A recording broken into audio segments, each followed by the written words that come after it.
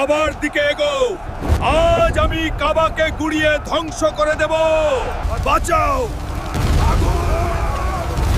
ইয়েমেনের অহংকারী বাদশাহ আব্রাহা চিৎকার করে বলেছিল, চলো কাবার দিকে এগো, আজ আমি কাবাকে গুড়িয়ে ধ্বংস করে দেব। ১৫০০ বছর আগের কথা।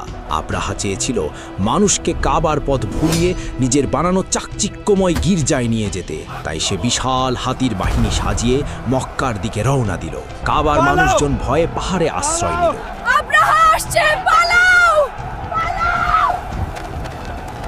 তখন কাবার পাহারাদার হযরত আব্দুল মুত্তালিব খুব শান্ত গলায় বলেছিলেন, আমি উটের মালিক, আমি উটের চিন্তা করছি, আর এই ঘরের মালিক আল্লাহ, তিনি এর হেফাজত করবেন। আব্রাহা ভেবেছিল কাবার আর রক্ষা নেই। ঠিক তখনই আকাশ কালো হয়ে এলো।